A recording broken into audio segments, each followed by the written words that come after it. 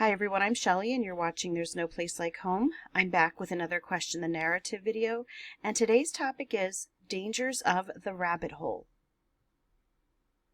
I don't have anything too deep to share with you today. I haven't been doing a whole lot of research. I've been really busy for the past week or so, but I did want to share with you something that I thought was worthwhile.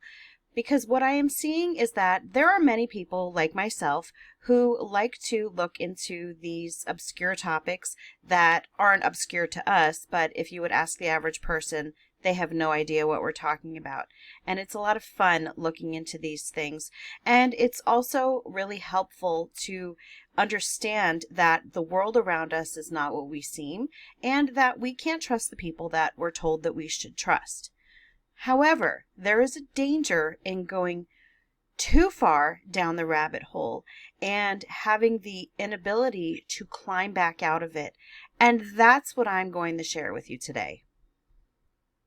As most of you who are watching likely know, I've been doing my Question the Narrative series for several years now.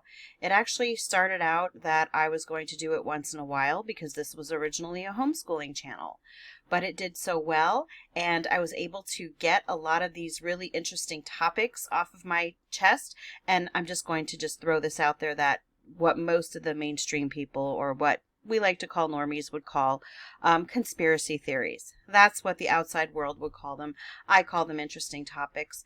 But nonetheless, this series just started to grow and grow and grow, and now my channel is more known for my Question the Narrative series than it is for homeschooling. In fact, I barely do any homeschooling videos at all anymore because I've done several hundred of them. What has happened, though, is that in these years of me questioning the narrative, I have gone into so many different topics that I finally reached a point where I realized that I had gone in too far because I saw it having an effect on my thoughts. I saw it having an effect on just how I perceived the outside world. And unfortunately, it's something that I also see manifesting in a lot of the people in my comments. I see some of the same things happening to them that happened to me, and on other comment sections as well. So this is in no way me discouraging you from looking into things, because it's very, very important that we do look into things, because accountability for those who are telling us what to think and what is going on in the world when they're not telling the truth is very, very important. But at the same time, you also have to know when you've gone in too far, and sometimes when your imagination might be taking the better of you. That's probably not the right words, but that's okay. I'm sure that you understand what I'm talking about. But this is really, it's just a warning. If you find yourself having any of these traits, then it might be time to kind of just back away from the screens for a little bit and, just, I know it's cold for a lot of us, but get outside and start doing things that you enjoy. But one of the very first things that I started feeling after a while of researching all of these topics was just kind of a detachment from reality. I had gotten so into watching videos of other topics or reading books about other topics, searching articles on these things, that it got to the point where that was all that I was thinking about all the time. I constantly had these different scenarios running through my mind. I remember that sometimes I would not be able to sleep, and I would wake up in the middle of the night with all of these fantastical ideas in my mind that I would just have to get up and write down in the middle of the night, because it would have driven me crazy if I wouldn't have, and I wouldn't have been able to sleep. But this was a common occurrence for me. I think the peak of this for me was around the time that I made this video here, the Cabbage Patch Babies, Orphan Trains, and the Reset video. This particular video, I remember, was one of those times that I just had to sit up in the middle of the night and write down these ideas because I couldn't stop thinking about them. And if you haven't seen this video, I don't even recommend that you watch it. But in this video, what I was basically talking about was the whole idea of the Cabbage Patch Babies, these photos that you see right here of these babies coming out of these cabbages. And there are a lot of thoughts of people that these things actually happened, that they might have been homunculi that were being created by mad scientists and that sort of thing. And I started getting that idea since I had also been focusing a lot on Revelation 20 is, what if these Cabbage Patch babies were part of the rest of the dead that were mentioned in Revelation 20? And so I just went with that idea, added in the orphan trains and the reset, and I ran with it. But after a little bit, I began to have a really icky feeling about it, and a check in my spirit, thinking to myself, what am I doing? I am basically turning the book of Revelation into a sci-fi series. And that is when I realized that I was indeed going too far down the rabbit hole, and it was time to start climbing back out. Another side effect of going too far down the rabbit hole is having a complete distrust of most people around you, whether it's people that you know in your everyday life, or whether it is just those people that you're watching on YouTube, or people on the news, which I certainly don't. I'm not going to argue with distrusting people on the news, because I still don't.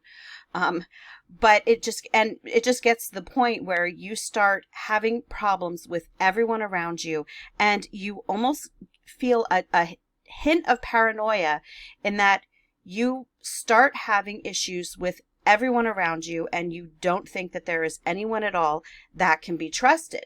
So what happens then is you become belligerent. And I'm noticing this a lot in my comment section. I never became belligerent. Like when I used to watch, I barely even watch YouTube anymore, to be honest, unless it's things about the Bible. I don't really watch the conspiracy related topic stuff anymore. Very, very seldom. But even when I did, I would pretty much just stick to the videos that I was interested in, and I wouldn't go around to other channels that I disagreed with, and I wouldn't try to start arguments in the comments section with either the channel creator or the other commenters. But what I'm seeing is that happens a lot on my channel, that there are people who are constantly coming into my comment section, and they don't like what I'm talking about, or they don't like what the other commenters are talking about, and so they will actually start fights in the comment section, and it will resort to name calling. Again, whether it is name calling of me, name calling of other commenters. And unfortunately, I hate to say this, most of the people, at least that come to on my channel, claim to be believers. And it's not a great testimony to be in comment sections in channels on YouTube arguing with people and calling them names. I have, even on my channel, I'm used to it now, but called the shill, called the gatekeeper, called controlled opposition. And it just gets to the point where when people who are looking into these topics for the first time, who we would not consider to be truthers. And again, that's another point I wanted to make, is that in the truther community, we all should be sticking together because we are looking at things differently than what other people do. That's not what happens, though. The truther community is pretty cutthroat. And if you disagree with someone, then a lot of people will get very belligerent. So if you have someone looking in from the outside at this topic for the first time, and they are seeing how all the name calling is happening, if they are not a Christian and see these people calling themselves Christians, calling each other names, well, how does that look? It's not very Christ-like. And additionally, if you have these people looking at this topic for the first time who don't normally look into things like this, they will read the comments and they will think these people are really paranoid. They're crazy. I'm going to stay away from this, and I'm just going to continue doing what I was doing before, believing the news and trusting whatever school told me. And that is the exact opposite of what we should be hoping for when it comes, to this. We should be encouraging people to do their own research, to think critically, to be able to use their reasoning skills, and to be able to discern, or at least to try to discern, pray for discernment on who can be trusted and who can't be. But unfortunately, if they scroll down to the comment section, they're going to be discouraged from doing that, and they're not going to want anything to do with this. And again, they're just going to be happy being spoon-fed all of their information, and we're not going to get much better in the world than we are right now with having the truth come out about certain things. Another place that I have recently seen this happening, and not just on my channel, is, I don't know if any of you have heard about the final experiment, and Jaren from the channel Jarenism going down to Antarctica. And Jaren, if you haven't watched his channel, Jarenism is a flat earth channel. And so he went down to Antarctica with some globe believers, and they were trying to see if there was a 24-hour sun. So when Jaren went down there, it was confirmed. He said that he saw a 24-hour sun there. Now, what I'm going to say is that, I haven't really been following the final experiment. I just was kind of watching bits and pieces and reading some comments. So I'm not going to say too much about their conclusions. I will say, though, that first of all, I have seen some people say that it could have been an apparent sun and not the actual real sun in the sky. That's one idea that people have. Two, it doesn't change. Even if he did see a 24-hour sun in Antarctica, it doesn't change my views on biblical cosmology at all, because I don't think that's enough to change anything. And three, I think that we as a community, and especially those of us who are believers, need to stop automatically assuming the worst of anyone just because they either think differently than you or because they found information that you don't like. And in this case, this would be Jaren from Jarenism. I have seen so many people who were once followers of his channel and were once fans of his, and they are doing the same thing to him that people do to me all the time, saying that he was paid to do this and he is a gatekeeper, he is a shill. I don't know Jaren. He doesn't know me from Adam. I have never interacted with this person in my entire life. But I watched his channel back in 2017, and I watched for a couple years. Once his videos started becoming more like really long live streams, I stopped watching. But when I was watching his channel, his channels seemed genuine, and he was actually one of the first people to question the things, the 24-hour sun in Antarctica. And he made phone calls for people who worked down there because he was asking why is there time missing on 24-hour cameras that's supposed to show the 24-hour sun. And he did videos on trying to book a cruise to Antarctica, just basically showing all the hoops that you have to jump through to actually get to Antarctica. So he seemed very, very genuine to me. And again, I'm just saying, this is just from me watching the channel. I never talked to the guy in my entire life. But again, what I'm seeing is that there are so many people who have been fans of his, who were watching his channel, and now that he said, well, yeah, I did see a 24-hour sun down in Antarctica, or he saw something down there that might be a 24-hour sun, everyone is automatically bashing him and calling him a gatekeeper. And it just, it really makes you wonder, how hard it must be for someone to come out and to tell the truth when it comes to things like that. Same thing has been going on with me with fulfilled eschatology. People followed my channel for a long time because I was talking about the short season. But again, that was something else that I had to check in my spirit about. And then I realized that no, this is not it. And so instead of, just pretending that I still believed in it just to make people happy, I started talking about what I believe is the truth. And so if you take a step back and think to yourself, if Jaren genuinely did see a 24-hour sun in Antarctica, and if he genuinely had to come out after years of having a channel where he said that there is no 24-hour sun in Antarctica, imagine the humility that it would take to have to come out and admit that you had seen something like that. And as hard as that would be, then to have people coming out and bashing you and saying that you're lying about it simply because they don't want that to be true. Again, I don't know what he actually saw. I haven't been following it, but you need to keep these things in mind before you automatically start assuming the worst in people.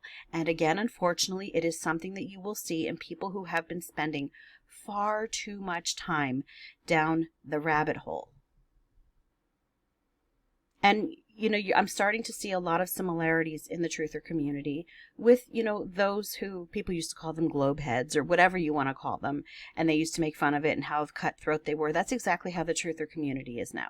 And they're even starting to have a lot of the same characteristics when it comes to how to deal with things when something unexpected arises, like the 24-hour sun in Antarctica, okay?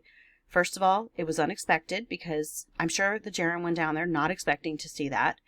And second of all, people watching his channel, not only did they not expect for that to happen, they didn't want it to happen.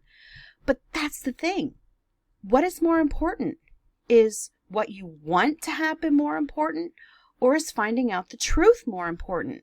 And yeah, guess what? Sometimes the truth is different than what you were hoping for. But again, what we should be looking for is the truth and not mere confirmation bias. So I think that, again, when it comes to looking into these topics, yes, continue to do it, but also know when to step back and to realize that there are people in your life, if you have families, you have people that you love around you, invest time in them, invest more time in them than you invest into these topics. Yes, keep your eyes open, look into things, be discerning, but when you find yourself kind of needing to crawl out of wherever you're at, don't be afraid to do it.